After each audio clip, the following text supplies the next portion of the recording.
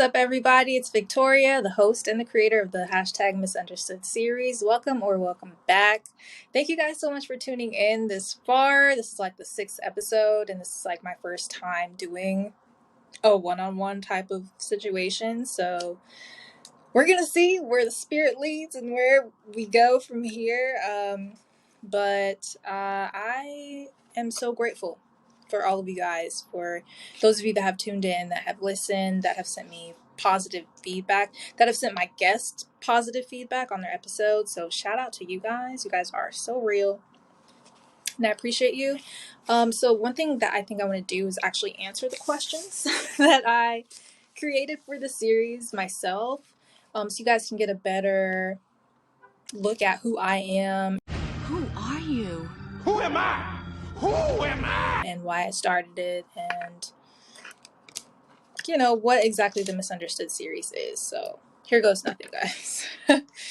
All right. Have you ever felt like you were misunderstood? Yes. If you are a human being, if you are living, breathing with breath, I think you know the feeling, right? Feeling like you're trying to do something, you're trying to set out to make a difference or make an impact, and people just kind of like not understanding what you're trying to do. Either you're like in their way, or you need to like do something else. Like, that doesn't make sense, I don't get it. So feeling misunderstood is just kind of like a feeling that I have felt before from people that didn't understand my ambitions on certain things. That could be, former bosses or people that I felt like didn't really take me as seriously as I wanted to be taken.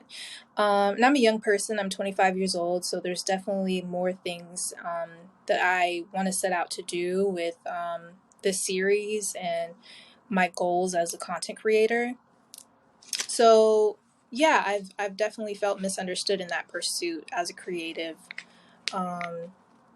and trying to kind of carve out a lane on my own. And yeah, so I'm just kind of like trusting in that process right now. But yes, long story short, I have felt misunderstood. What's one thing other people don't know about you that you want them to know? I want them to know that I'm really chill, and I'm actually very funny. Like, I don't really show my funny side that much in public, but those that like know me, like really, really know me, know I'm like really goofy and like really silly, and I don't really like to take myself too seriously. I think, when you do take yourself really seriously, life kind of feels really heavy. And so I just try to do my best to like feel as light as I can, whether that's watching TV, watching movies, staying light on my feet, basically. Okay, what's the one person, place, or thing that makes you feel the most understood? This has been my favorite question of the series, guys. Like, favorite question. So I'll do like all three, right? So person, I'll say my mom and my dad. Yeah, I'd say my parents. Place, Disney World. I have never been there. I would love to go, but I would love to go to Disney World. I'm like a Disney kid. I grew up on Disney, so Disney, me, like, we're good. Thing, this platform, this podcast, my blog. I feel like when I created those things, I didn't really let me think about that. When I created my blog, which is completely different, astoldbyvictoria.com, I really just set out to get better at writing and have fun with writing, because in grad school you are expected to write a large load of papers, whether that be like 20 pages, sometimes 30 pages, sometimes, even more than that. So I was like, if I'm going to start writing, I might as well enjoy what I'm writing first. So let me start a blog. So my intention with that was like, not necessarily to get other people to understand me better, but it was kind of an outlet for me to just express myself. And if you happen to understand me through that process of me sharing more of myself and talking about my interests, then more power to you. That's awesome. But definitely with this podcast, I definitely feel like it helps others to understand me a little bit, at least those that don't always get to talk to me on an everyday basis, or kind of like, I wonder what she's up to, I wonder what's in her mind. It's kind of like my brainchild, so to speak. And last question of the series. One thing you've created that helps others to understand you better. I feel like it touches on the last question. So like my blog and my podcast. I think this question kind of always gets me because Delilah, I think, said boundaries, which I loved that answer when she said like she creates boundaries with people. I'm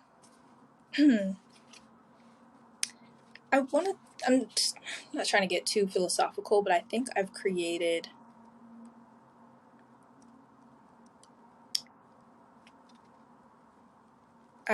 an opportunity for myself to learn more about others while also learning about myself. Yeah. Because I really set out to have timely and impactful conversations with other young people. And it's just more fun getting to talk to other people, I think, than doing this one-on-one. This is my first time doing a one-on-one kind of video here, but it's giving others the opportunity to speak if they're comfortable and talk about what's going on. I feel like gives us room to create what we want without feeling weighed down. And I don't want to get too far deep into it, but this is definitely like a safe space that I'm trying to create for myself and for other people. So whoever comes here and chats with me, I want them to feel like that was really cool. Like we good. Okay, so right now we're gonna do something a little bit different. So I actually went on Pinterest. Guys, I actually really love Pinterest. It's one of my favorite platforms, second to Instagram. But I saw this pin the other day from someone named Riley Joe, and it's this website she linked called ohmyhandmade.com, and the topic is basically storytelling 101, 10 interview questions, 10 questions to help you tell your story. So I have these questions actually in front of me, and when I saw them I was like, I would love to like answer those. Not just ask someone them, but like I want to answer them. So that's exactly what I'm going to do right now for the series, and you get to learn a little bit more about me and hopefully take away some gems, if you will. So let's get into it, shall we?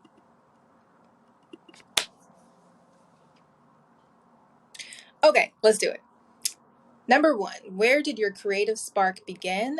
Can you trace the path/timeline that got you to where you are today? So cute.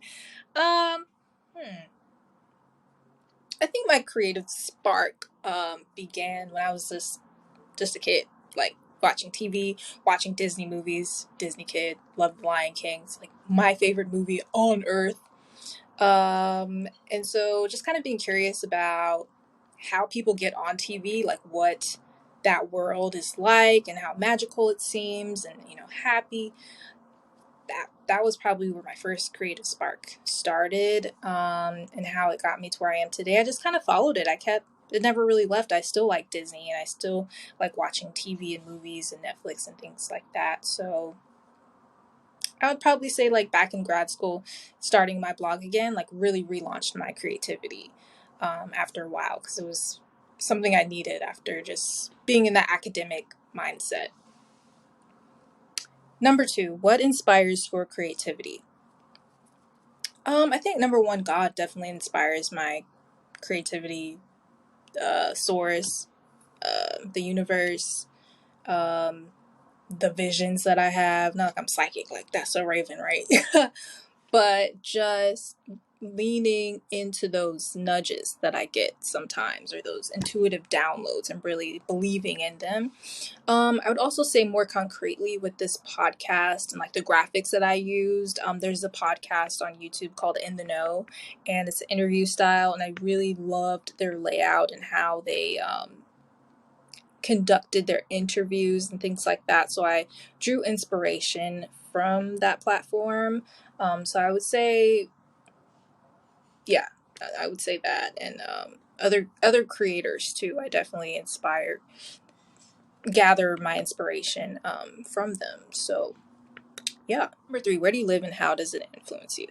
So I live in Texas. I'm in the Dallas area. And I'm in Plano, actually. In Plano, Texas is the city of excellence.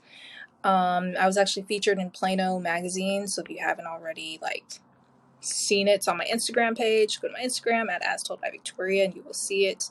And I was so super honored and grateful to be featured in a magazine. I had a whole spread, page. I was on this page, the story was on this page, to myself. So that was just such an honor, and it really empowered me because the topic was on fierce females. It was one of 3 chosen as fierce female of Plano. So it really inspired me to kind of live up to that title and pursue excellence. There's a lot of great things and great people here, and I'm super grateful that I had the chance to be a part of that. Yeah. Number 4, how have you grown your business from an idea to where it is now? So I'll kind of replace business with podcast, but yeah, so the Feel Your FeelingZ podcast started off as an idea back in graduate school at GWU. And I ended up doing a media project for my capstone. And it has not been easy. I had mentors along the way. So I had an advisor for my capstone, and I had people review it periodically. So it definitely started off as an academic project. It was not a creative thing. So after I graduated, passed my capstone and everything, I basically just made the decision to keep pursuing it creatively. So I would say the how has really just been through consistency and dedication. There have been times where I just kind of disconnected from it or would not make any content, either because I didn't know how, I was too intimidated by other podcasters, or I was just not feeling it, just lazy. It's just gonna make itself. These podcasts are just gonna make themselves and then get thousands of likes one day, right? No, that's not how it works. So yeah, just taking it day by day, step by step, and taking myself and my ideas seriously. Because that's how this series started off, was an idea in my mind, and me just kind of playing with different scenarios and strategies to actually put down here's step 1, here's step 2. You write it down, you do your outreach, yada yada yada yada yada, and it leads to now me being on YouTube and you looking at me talking to you. So yeah, that's how it went for me. Number 5, what do you create with and why? Great question. I use what I have. I got this microphone off of Amazon. It was $23, very cheap. I'm currently using my iPhone. This is an iPhone 12 Pro. I have a laptop also. It's not fancy schmancy. It's just an HP computer that I use. And the editing software that I use is called Clipchamp via Microsoft. And those have been really helpful tools to help me create with as an independent creator. And I don't have any fancy equipment or, lots of money to rent a studio. If I did, that would be amazing. But I'm not there yet, so I'm taking it baby steps, baby steps. Yesterday's price is not today's price. Yesterday's price is not today's price. Number 6, do you keep a journal or a sketchbook? Can you show me your workspace or part of your process? I got you. Yes, I actually do use a journal. I was going to say notebook, journal. Same thing. I actually use this for a little bit of everything, but this is where I actually went to for my idea for the series. So I don't know about you, but for me, when I get a really good idea or something, I have to write it down. If I don't write it down, I'm either going to forget about it or procrastinate on it. So I actually wrote it down. hashtag misunderstood series and yada yada, the guest ideas, questions, launch date, things like that, because PR is actually not my specialty. It's something that I really have to like push myself to do and to get better at. So yeah, I actually do have a notebook. It's been very helpful. Can you show me your workspace? You're looking at it. This is my room / creator studio, and this is where I love to create and talk to you guys. And this is where I have done this entire series from, is from like the comfort of my home. So that's it. Number 7. What did you overcome to be here now? What did you overcome to be here now? I definitely overcame the fear of like looking silly in front of other people. Right? We live in the era of social media, and I know at first a lot of people were scared to like be on camera without makeup or without nails or eyelashes or hair or anything. And I feel like it's very much changing, but it's definitely still a fear that I had to overcome. Like up until this point, I've only done an audio only podcast. It hasn't been visual, or you couldn't see me. So having to kind of get over that hurdle of like, I have to look perfect. This has to be perfect. This has to be perfect. Screen has to be perfect. The graphics have to be perfect. The audio has to be perfect. Everything has to be perfect, perfect, perfect. Like it was not. And it is not. So it's definitely like getting over that sense of perfectionism, which I'm still recovering from. I'm still processing, actually, being a perfectionist. So yeah, I think the other thing is probably like the fear of rejection. Like I reached out to my one of my favorite artists, right? Asher Yellow, episode 2, check it out. And yeah, just kind of like being fearful of like, I don't know, like can I conduct an interview with an artist that I listen to, the music I listen to, and just kind of getting over those mental hurdles have definitely been a struggle, but I'm definitely proud of myself, and I'm gonna give myself like a pat on the back for like getting through that and getting through those what I like to call limiting beliefs, and working through those limiting beliefs, and not being not letting myself off the hook. Like, hey, this is what we're gonna do, and we're gonna do this by this time. And if we don't do this by this time, we gotta like holding myself accountable, basically. So I'm glad that I did that, and holding yourself to a higher standard of accountability. Like, if I don't get this done, if I don't reach out to this person by next Friday at 5 p.m., then it's just not gonna happen. And that's okay. And holding yourself to a high standard of accountability, but also giving yourself grace and showing grace to other people as well, because we're all human and we all have bad days, and sometimes things just don't align the way that you want them to align.